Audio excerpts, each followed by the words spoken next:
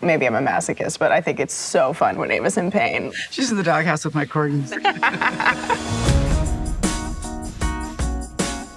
Over the course of the first episode, Deborah Vance comes back to Vegas. She's really excited because it was novel to bomb. It was really fun for her. She's someone who fills a house and does the same material over and over and over again, and so it made her feel young again to have something not hit. She decides, I'll do what I did in the old days, and I'm gonna go on the road. So she kind of goes back to the beginning.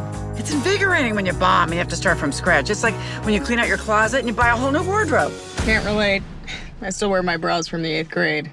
Now those brows you should burn. In the finale, we referenced Barbara, and so we were so excited to cast this part. And Martha Kelly is someone we've all been a fan of forever. We think she's just so hilarious in everything she's in. If you were to have, say, anger issues, I could recommend that Kayla be moved off your desk for her own safety.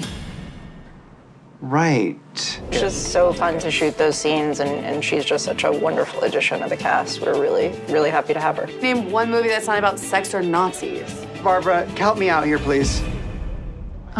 Babe Pig in the City? Oh my God. Deborah, Mayor Joe, this is Victoria Kelly. Deborah, of course. Enchantée. Deborah's always felt like the reason she and Marty weren't together was really because of his vanity and his need to always be seen with a younger woman. But then when he shows up to the fight with an age-appropriate girlfriend, it shocks her to her core because it means that maybe there's some other reason that they weren't together. And so it really makes her literally speechless. That could have been her, maybe. Over the course of the episode, it's sort of death by 1,000 cuts. She realizes more and more and more that she's been pushed out, that this place that she's called her home for 30 years, this place that's been her oasis, is no longer hers, is really hard for her to cope with.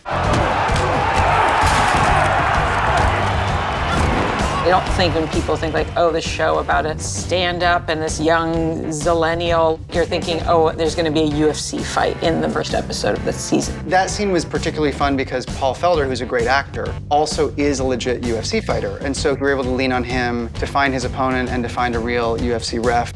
We were able to work with really fantastic fight choreographers, and that was definitely not something I thought would happen in my life. Yo, this dude's an idiot, bro. He should just tap out. Give up, man!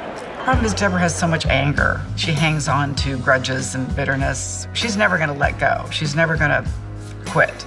By the end of the episode, when she's ready to throw in the towel and she sees what happens to her son-in-law who's being beaten up, it's so satisfying, I think, to watch Deborah Vance jump the stanchions and give him this pep talk that's really for her. They want to see you get knocked down, and they want you to stay down. But guess what?